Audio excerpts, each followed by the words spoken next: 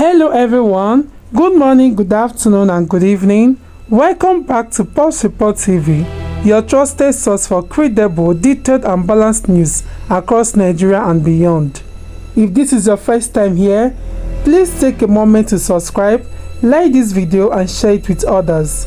The only way you can truly support Pulse Report TV is by liking, sharing and dropping your thoughts in the comment section. This is what helps our platform grow.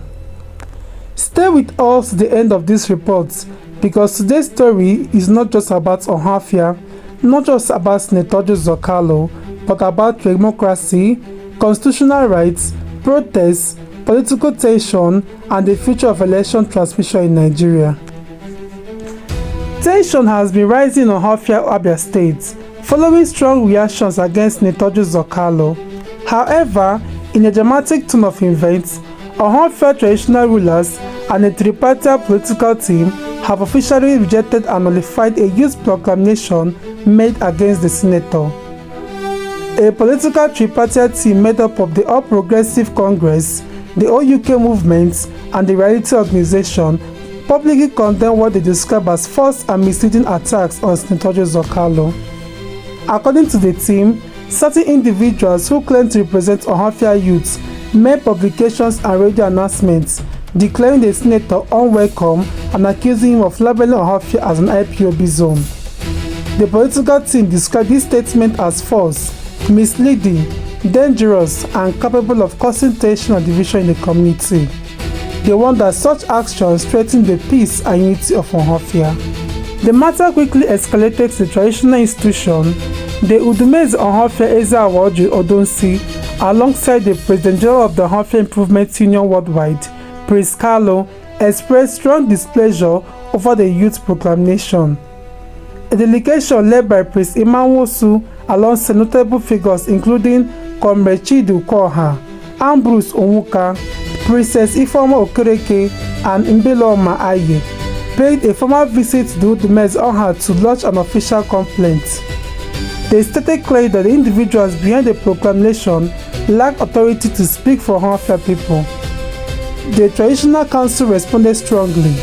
The Udumeze Ohafia described the youth action as unacceptable and stated clearly that no group will be allowed to disrupt communal harmony or misinterpret the collective position of Ohafia. In a formal statement titled Proclamation of Senator Orji Uzor Kalu as persona non grata in Ohafia, the Council cited sections 39, 40 and 41 of the 1999 Constitution as amended, which guarantee freedom of expression, freedom of association, and freedom of movement. The Council declared the youth proclamation null and void, unconstitutional, and without effect. They reaffirmed the commitment to peace, unity, and development in Ohafia. But that was not the end of the story.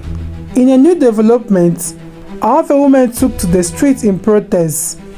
Videos circulating online show groups of women singing, chanting and expressing anger against Senator Uzor Kalu. The protest reflects deeper dissatisfaction among some sections of the community. The situation now presents two sides: traditional rulers calling for peace and constitutional order, and women protesters expressing dissatisfaction and frustration. This has created a visible division within the community. To make matters worse, an old video of Senator Uzor Kalu began circulating online. In that video, he was seen bluntly opposing the in-transmission of election results. This sparked widespread negative reactions nationwide. Many Nigerians began questioning his commitment to electoral transparency.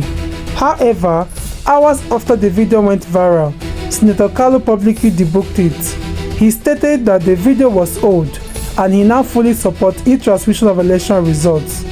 But that was not the end. In a shocking twist, he further claimed that the 95% of senators accepted e-transmission. Senator President Godswill Akpabio did not reject it. This statement has now raised serious questions among Nigerians. If 95% of senators support e-transmission, and if the Senate President did not reject it, then why was there protest? Why did citizens led by P2B and other TVs protest against the Senate? These questions remain unanswered. So my country people, yesterday the Senate President of the most useless unproductive and dangerous Senate in the history of Parliament, with his gang of electoral and political bandits, decided to pass a fraudulent bill wey go only aid and sustain election rigging and malpractice in Nigeria because you do not want the will of the people to prevail. Shame on you, all 109 senators, for standing by and watching this brazen assault on Nigeria's democracy.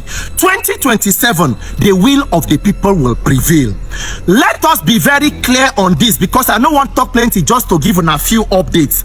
Akpabio is not acting alone, because everything that the Senate president is doing are careful scripts from the presidency given to the Senate to act it out. All this silence when I know they hear Tinubu voice talk about electoral reform or anything is not because he's neutral. They know that it will be a game changer and it will be the beginning of the end. That is why we are supposed to ask Tinubu, as the master strategist, you get more than 30 governors standing on the mandate which they shall collapse. You have the entire National Assembly, entire judiciary. Only INEC never officially declared to stand upon the mandate. You have all law enforcement, the entire military. Yet you are afraid of just one clause: mandatory real-time transmission or electronic transmission of results. Why are you running? Why will not they fear free and fair election? You are making bold reforms, bold steps. You make bold reform, finish, you can't fear free and fair election. Ori Burukule Nigerian leaders. That is why when I don't even reduce the days for campaign for the Electoral Act, because the president will not even plan to make a campaign for the 36 states. When I want to do a wuye to crown a president, to crown an incompetent person for Nigerians even without an election, but you will fail and fail woefully. Nigerians, all of us must be very clear-eyed on what is going on. INEC and National Assembly cannot tell us that there should be electronic transmission of result, but where there is no network, they can use manual. Ori Buruku Lenshe, there must be network. Akpabio, network there sufficiently. If there is no network, INEC should go and sign a deal right now with Starlink. According to 2026 budget for INEC, we now approve more than 1.01 trillion for INEC. They said part of that money is to use for electronic technology.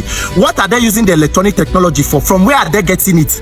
Every polling unit for Nigeria, every local government get POS. Kidnappers, they make calls from evil forests, but Nigerian government don't know where to get network from. From that money where they give INEC, they should go and sign a deal with Starlink across the 176,000 plus polling units where they Nigeria to ensure that there is maximum coverage. Everything where INEC they do, they use technology, but the only thing where when I say network no good day is for transmission of result. Voter registration that they use technology. Beavers accreditation that they use technology, but to transmit result when I say no technology. Ori Buruku Lenshe, Oshi Lenshe.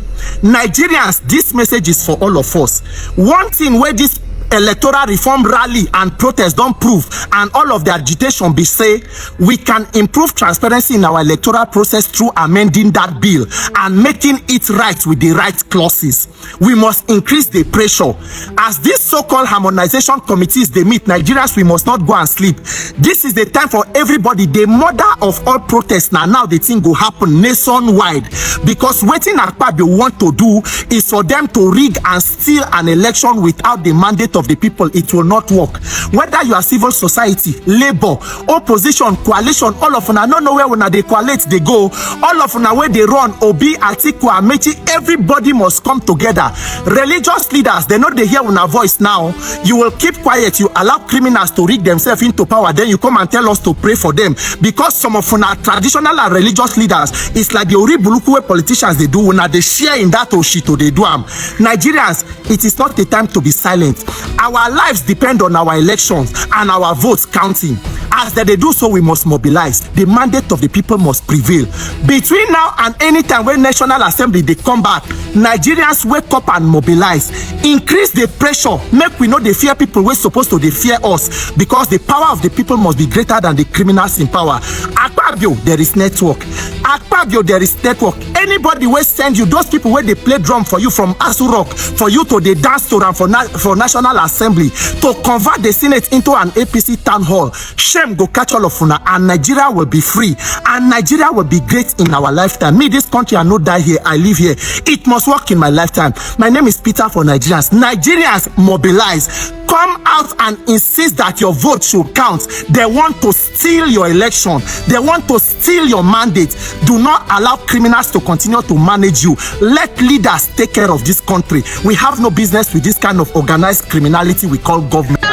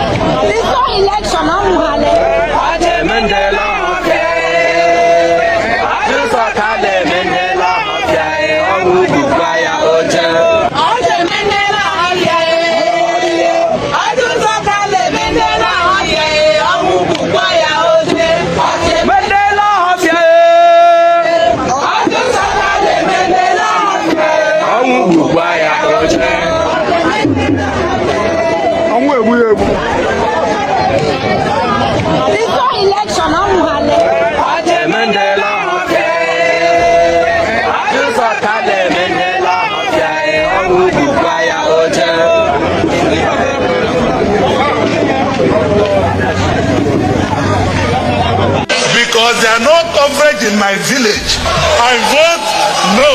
My name is Eyinaya Baribe, and I vote yes to Nigeria, yes to electronic voting.